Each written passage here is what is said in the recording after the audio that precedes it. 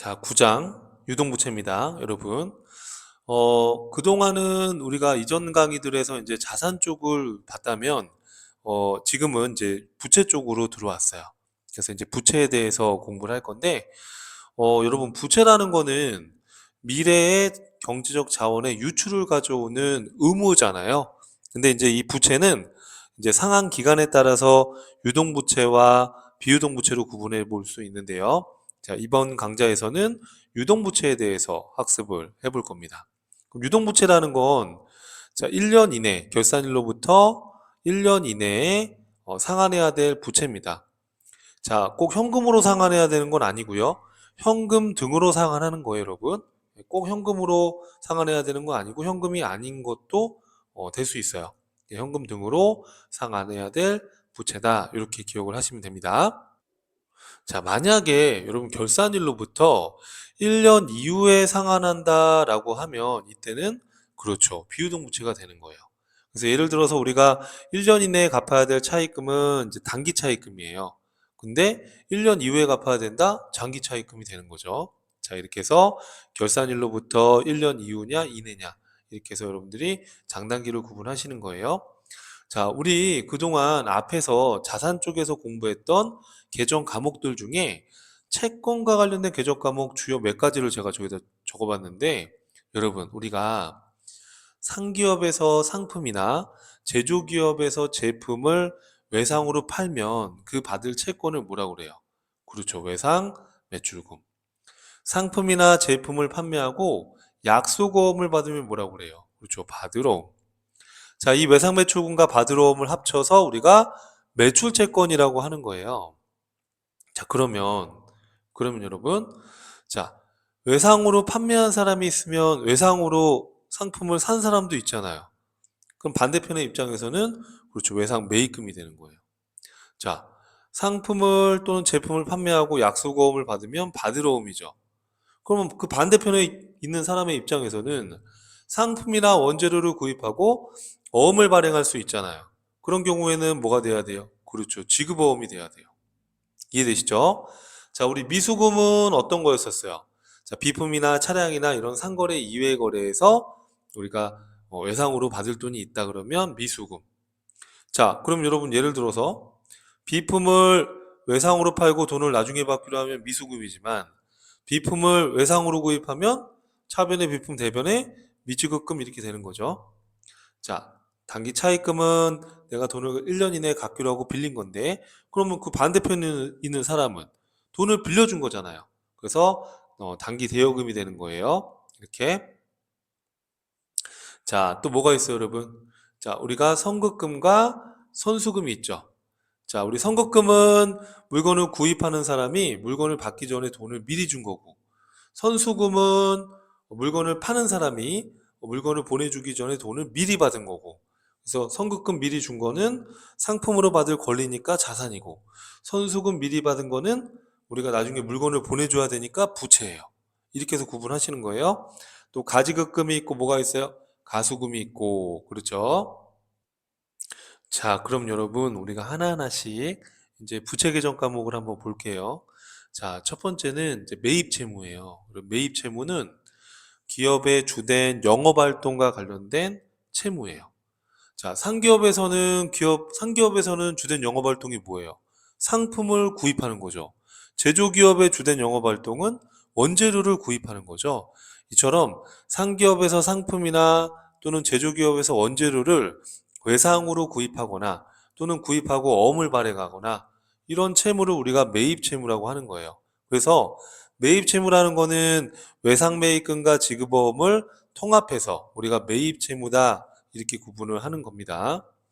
실제 우리가 분개할 때는 외상으로 구입하면 외상 매입금, 자, 구입하고 어음을 발행했으면 지급어음 이렇게 해서 세부 계정을 쓰지만 우리가 재무제표를 외부에 이제 공시할 때는 통합 계정으로 이 둘을 합쳐서 매입 채무 이렇게 해서 재무상태표에 표시해서 공시하는 거예요. 이해되시죠? 자, 그러면 매입 채무 중에 첫 번째 외상 매입금입니다. 자, 여러분 그러면 우리가 예제를 통해서 한번 같이 한번 볼게요. 자, 10월 5일 날 제조업에서 원재료를 60만 원에 외상으로 구입했대요. 그럼 우리 어떻게 분개해요? 차변에 원재료 자산의 증가 60. 자, 외상으로 구입하면 그렇죠. 대변에 외상 매입금 부채의 증가 60. 자, 외상 매입금 중에서 40만 원을 당사, 우리 회사가 발행한 당좌 수표로 지급했다. 그러면 외상 매입금을 갚았으니까 외상 매입금 부채가 감소하고 당좌 수표를 발행하면 그렇죠. 당좌 예금이라는 자산이 감소했다. 뭐 이런 패턴으로 우리가 외상 매입금 기록을 합니다. 자, 지급어음은 뭘까? 자, 지급어음은 자, 마찬가지예요, 여러분. 상품이나 원재료를 구입하면서 당장 돈이 없으니까 어음을 발행해서 지급하는 거예요. 그럼 이제 어음 같은 경우에는 이제 언제까지 돈을 갚을게라고 지급 기일이 있죠. 우리가 만기일이라고 하는데 그래서 지급어음으로 이렇게 해놨다가 만기일에 이 지급어음 대금을 갚으면 지급어음이 차변으로 감소하게 되는 거죠. 케이스로 한번 볼게요. 자, 10월 7일 제조업에서 원재료 900만 원을 외상으로 구매하면서 상대방한테 약속어음을 발행해서 줬대요. 그러면 자, 우리 차변의 원재료 자산의 증가 900, 어음 발행하면 뭐죠? 그렇죠. 지급어음이라는 부채의 증가 900 이렇게. 자, 12월 7일 날 이 지급어음이 만기가 돼서 당좌 수표를 발행해서 지급했대요. 그럼 어떻게 하면 돼요? 그렇죠. 차변에 지급어음이라는 부채가 감소하고 대변에 당좌 수표 발행하면 그렇죠. 당좌 예금이라는 자산이 감소했다. 이렇게 해서 거래가 종결되는 겁니다. 자, 이제 미지급금이에요. 자, 미지급금은 주된 영업활동과 관련이 없는 상거래 이외에서 발생한 채무를 말해요. 뭐, 예를 들어서 차량을 외상으로 구입했다든지 비품이나 기계 등을 외상으로 구입한 경우가 대표적인 예입니다. 그렇죠? 자, 그래서 우리가 제조기업에서 원재료를 외상으로 구입하면 외상 매입금을 사용하지만 제조기업에서 만약에 뭐 차량을 샀다 외상으로 그럼 그때는 외상 매입금이 아니라 뭘로 한다? 그렇죠. 미지급금으로 한다. 자, 주의사항은 여러분 상거래와 관련하여 발행한 어음은 지급어음 계정을 사용하지만 상거래 이외의 거래에서 발생한 어음은 미지급금을 사용한다는 거예요. 예를 들어서 건물을 구입하고 어음을 발행해서 줬다. 그럼 차변의 건물 대변에 지급어음이 아니라 그렇죠. 미지급금으로 하셔야 되는 거예요. 그래서 우리가 지급어음은 상거래 관련했을 때만 쓸 수 있는 겁니다. 그럼 요 밑에 케이스를 한번 보시죠. 자, 2월 1일 날 영업활동에 사용할 목적으로 컴퓨터 170만 원을 외상으로 구입했다. 그러면 차변의 비품, 자산의 증가 170, 대변에 외상으로 했다 하더라도 이거 상거래가 아니니까 그렇죠. 미지급금, 부채의 증가 170 이렇게. 만약에 이때 어음을 발행했다라고 하더라도 뭐라고 해야 돼요? 그렇죠. 미지급금 해야 돼요. 상거래가 아닐 때에는. 자, 위 발행한 어음대금을 당좌수표를 발행해서 상환했다. 어떻게 하시면 돼요? 그렇죠. 차변에 미지급금 부채가 감소하고 대변에 당좌 예금이 빠져나가겠죠. 자, 요럴 때 쓰는 게 이제 여러분 미지급금이다 이렇게 보시면 돼요. 자, 그 다음에 또 어떤 게 나오나요? 단기 차입금. 자, 단기 차입금은 1년 이내에 상환하기로 하고 차입한 금액이에요. 빌린 돈이죠. 자, 차입금도 지급해야 될 채무에 당연히 해당이 되고요. 만약에 1년 이후에 상환한다. 근데 여러분 요게 지금 주의사항은 여기 지금 교재에는 안 써 있지만 이렇게 첨삭해 볼까요? 자, 단기 차입금은 1년 이내에 지급하기로 한 건데 요 기간은 언제부터 1년 이내냐면 결산일로부터 정확히 말하면 결산일로부터 만기가 1년 이내인 금융상품이 차입금이 단기 차입금이 되는 겁니다. 자, 만약에 1년 이후면 당연히 장기 차입금인데 여러분 요 1년 이후도 정확히 말하면 결산일로부터 1년 이후예요. 정확히 말하면 우리 결산일 또는 재무상태표일 또는 뭐 보고기간 종료일 이렇게 부르기도 하는데 결산일로부터 만기가 1년 이후에 즉 결산일로부터 1년 이후에 상환해야 된다 그러면 장기 차입금 비유동부채로 구분한다는 거. 자, 그럼 케이스를 한번 볼게요. 자, 2월 1일 날 사업 운용 자금으로 은행에서 6개월 만기로 600만 원의 자금을 현금으로 차입했다 이렇게 돼 있어요. 그럼 6개월 후에 갚는 거니까 여러분 그죠? 그러면 어떻게 하면 돼요? 이때는 2월 1일 날 차변에 현금, 대변에 그렇죠. 단기 차입금. 자, 6개월이 지난 다음에 8월 1일 날 이 차입한 자금을 당좌 수표를 발행해서 상환했대요. 자, 근데 이자 비용 20만 원은 현금으로 지급했대요. 자, 세금은 없는 걸로 가정하고요. 그럼 어떻게 하면 돼요? 단기 차입금 갚았으니까 그렇죠. 차변에 단기 차입금 부채의 감소. 자, 당좌 예금을 당좌 수표를 발행해서 줬으니까 당좌 예금이 빠져나가는 거죠. 자, 또 별도로 현금으로 이자를 지급했으니까 그렇죠. 차변에 이자 비용 이렇게 해주시면 되는 거고요. 자, 일반적으로 차입금 이외에 우리 당좌 예금과 관련해서 당좌 차월도 단기 차입금으로 구분하는 거예요. 이해되시죠, 여러분?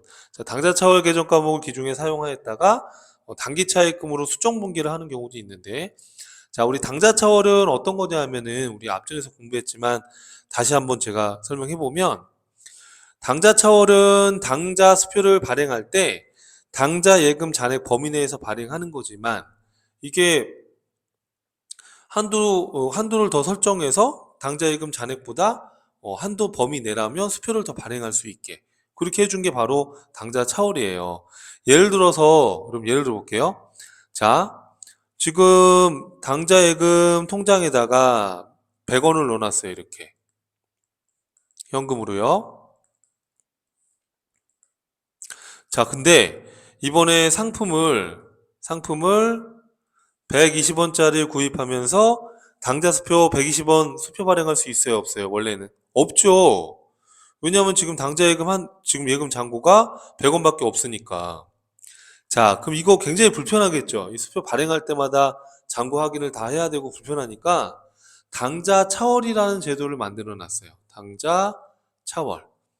자, 당좌 차월은 뭐냐면요, 여러분. 당좌 차월은 이거는 토지나 건물 같은 걸 담보로 맡기고 한도를 증액하는 거예요. 마이너스 통장처럼.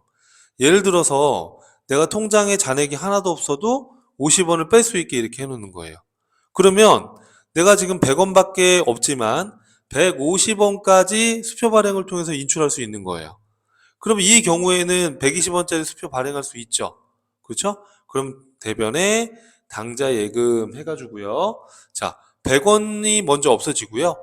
20원만큼은 결국 은행에서 내가 돈을 꿔서 지금 준 거니까 이 마이너스 된 것만큼은 단기 차입금으로 분기를 해주는 거예요, 이렇게. 그래서 요 단기 차입금 요 20원, 요게 당좌 차월이 되는 거죠. 자, 그래서 당좌 차월은 단기 차입금으로 구분한다. 자, 이렇게 해서 기억해 주시고요. 자, 4월 5일 걸 보시죠. 자, 은행과 당좌 계약을 맺고 현금 100만 원을 당좌 예금에 입금하였다. 그럼 어떻게 해요? 차변에 당좌 예금, 대변에 현금. 자, 원재료 구입하고 당좌 수표 150만 원을 발행하여 지급하였다.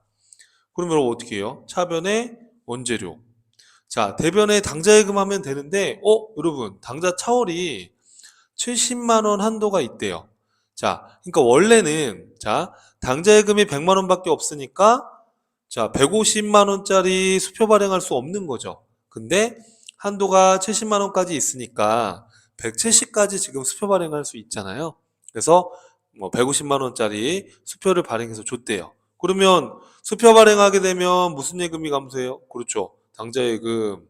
자, 근데 여러분 지금 수표를 얼마짜리를 발행했어요? 150만 원 발행했으면 요 50만 원은 내가 지금 빌려서 준 거예요. 그래서 마이너스 난 금액만큼 당좌 차월된 금액만큼 뭘로 한다? 그렇죠. 단기 차입금으로 당좌 차월을 단기 차입금으로 구분하는 거예요. 이렇게 헷갈리면 안 돼요. 당좌 차월을 뭘로 구분한다? 단기 차입금으로 구분하는 거예요. 이해되시겠죠? 자, 이렇게 해서 이제 지금 우리 유동부채 쪽을 쭉 보고 있습니다. 자, 그 다음에 선수금이에요, 여러분. 선수금. 자, 선수금은 뭘 말하는 거예요, 여러분? 선수금은? 자, 판매자 입장에서 상품이나 제품을 판매하기 전에 대금의 일부를 미리 수령하는 경우를 선수금이라고 그래요. 자, 현금으로 100만 원짜리 제품 판매하기로 하고 30만 원을 미리 받은 거예요. 그러면 차변에 현금, 대변에 선수금 이렇게 해서 부채로 기록을 해놨다가 그리고 나중에 딱 한 달 뒤에 내가 제품을 100만 원어치 발송했어요. 팔았어요. 그럼 이때는 대변의 제품 매출 수익 발생 100만 원. 자, 우리가 돈을 미리 받았던 그렇죠. 선수금을 차변으로 상기해 주는 거예요. 그리고 요 계약금을 제외한 나머지는 타인한테 받은 당좌수표로 발행해서 줬다. 자, 다시. 자, 100만 원을 발송했어요. 그럼 제품 매출이라는 수익이 발생했고, 자, 계약금을 제외한 나머지는 타인 발행 당좌수표로 우리가 회수한 거죠. 회수. 그죠? 그래서 아까 얘기 잘못했죠. 회수한 겁니다. 그러면 현금으로 70만 원이 지금 들어온 거죠.